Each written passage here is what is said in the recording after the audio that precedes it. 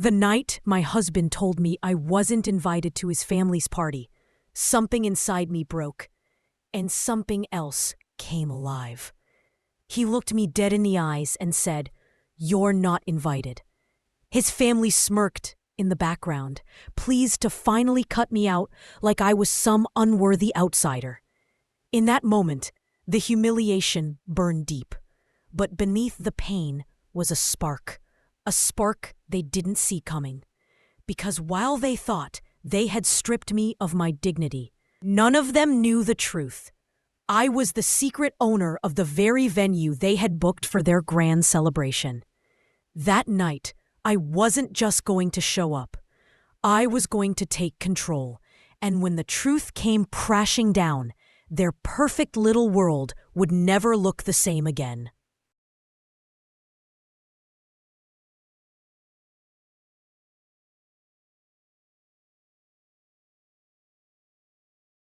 I'm Clara, 33 years old, and if you ask anyone who truly knows me, they'll tell you I was never the type to give up easily.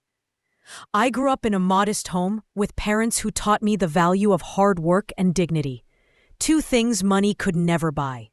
From a young age, I dreamed of building something that was mine, something no one could ever take away. I worked endless part-time jobs, saved every penny, and pushed myself through business school. Eventually, I took a leap of faith and bought a struggling event venue, a place everyone else thought was doomed to fail.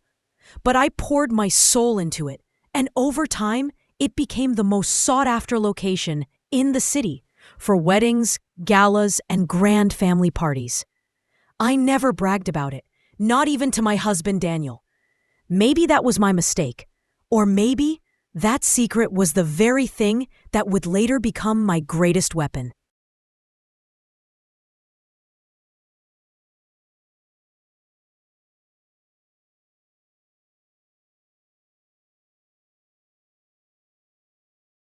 When I first met Daniel, life felt like a fairy tale. He was charming, confident, and came from one of those wealthy families that seemed to have everything: money, connections, and a name people recognized. In the early years of our marriage, I thought I had found the perfect balance. I had my own career, my own dreams, and a husband who, at least at the start, cheered me on. We moved into a beautiful house, hosted dinners with friends, and for a while, I felt like I belonged. But Daniel's family was a different story. They never missed a chance to remind me that I wasn't one of them, that I didn't come from old money or a prestigious bloodline. I brushed it off, thinking love would shield me from their judgment. After all, I was building my own empire in silence. I never told them about the venue I had purchased, never even told Daniel. I wanted my success to stand on its own, free of their approval. Looking back, I realized keeping that secret wasn't just about independence. It was destiny, preparing me for the moment they would try to erase me completely.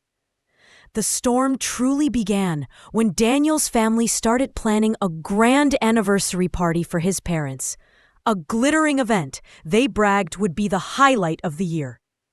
We were all sitting around the dinner table, voices buzzing with excitement, when suddenly Daniel cleared his throat. With a calmness that cut like glass, he announced, "Clara, you're not invited."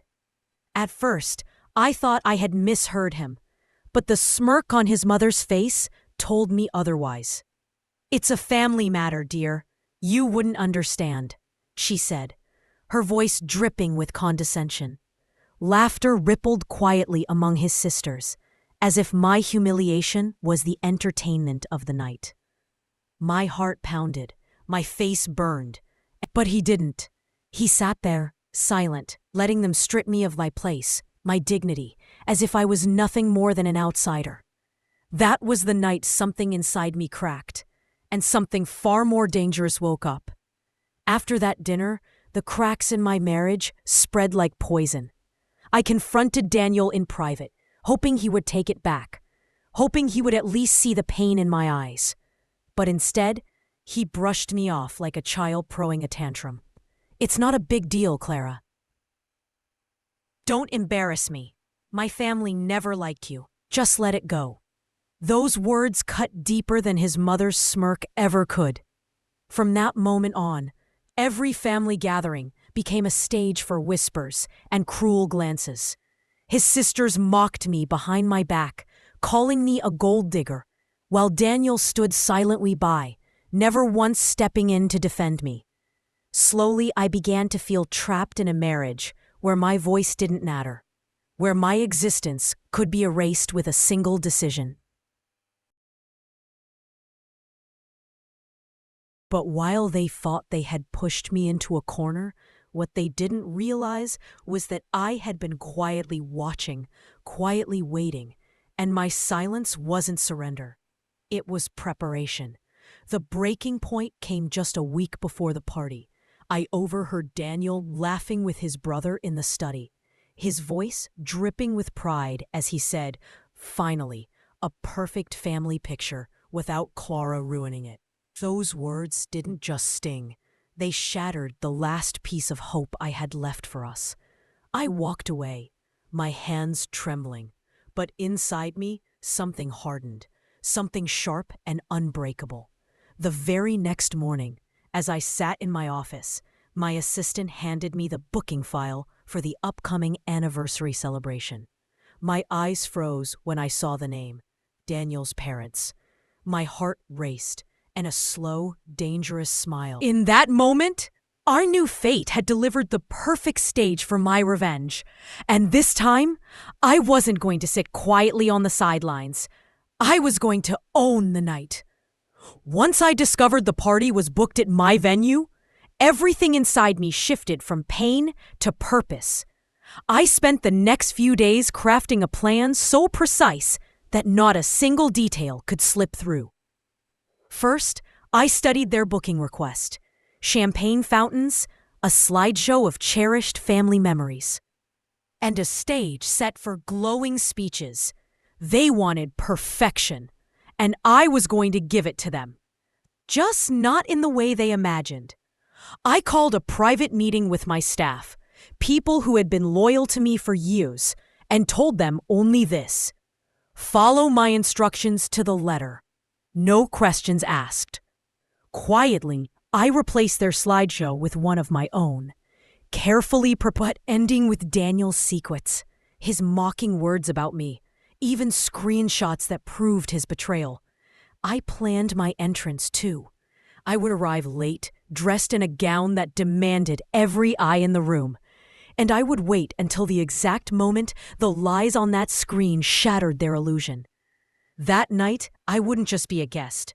I would be the storm they never saw coming.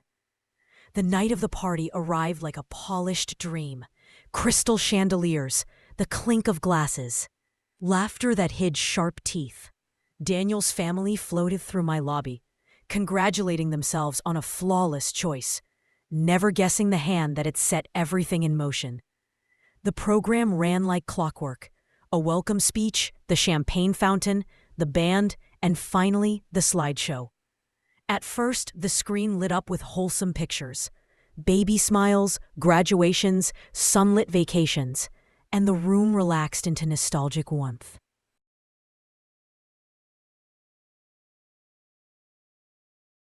Then, one by one, the images changed tone. Candid screenshots of Daniel's cruel texts, blurred photos that suggested nights he swore he'd never had, bills and receipts that contradicted his stories. I watched as smiles fell away and whispers swelled into sharp gasps. Daniel lunged toward the projector, furious, but my staff, the same people he'd sneer at in the past, calmly stood between him and the controls. "He's not stopping this," one of them said. Eyes locked on me. That was my cue. I walked in late, every head turning, my gown catching the light like a promise. I didn't need to shout. The room was already unraveling. When I stepped onto the small stage, the silence was a physical thing. I let them see me, composed, unbroken, while the images kept rolling, each frame a quiet accusation. It was orderly chaos. I let the silence stretch until it felt like the walls themselves were holding their breath. And then I spoke. "Good evening, everyone. I hope you're enjoying the venue, because it belongs to me." Gasps rippled across the room like thunder. Daniel's face drained of color. His mother clutched her pearls, and the smug confidence that had once filled their eyes shattered in an instant. I held up the ownership papers, the contracts, the undeniable proof. "For years, you've looked down on me, called me an outsider, erased me from your so-called family. And yet here you are, celebrating in my home." Daniel stammered, his voice breaking. "Clara, what is this?" But I didn't give him the mercy of an answer. Instead, I looked straight at him and said, "This marriage is over. My lawyer will contact you tomorrow." With a simple nod to my staff, the music cut off, the lights dimmed, and the perfect little image his family had built collapsed under the weight of truth. In that moment, I wasn't the discarded wife they thought they could silence. I was the woman who owned the ground beneath their feet. As I walked out of the venue that night, the cool air hit my skin like freedom. Behind me, the whispers grew louder, the perfect family image crumbling with every passing second. For years, I had believed that being part of Daniel's family would complete me, that their approval would somehow validate my worth. But as the doors closed, I realized the truth. I had never needed them. I had built my own success, my own strength, and no amount of arrogance or cruelty could erase that. Revenge, I discovered, doesn't always need screaming or chaos. Sometimes it's a single, calculated move that leaves no room for doubt. And while they will never forget the humiliation of celebrating under my roof, I walked away with something far more valuable: peace, pride, and the unshakable knowledge that I had won without ever lowering myself to their level.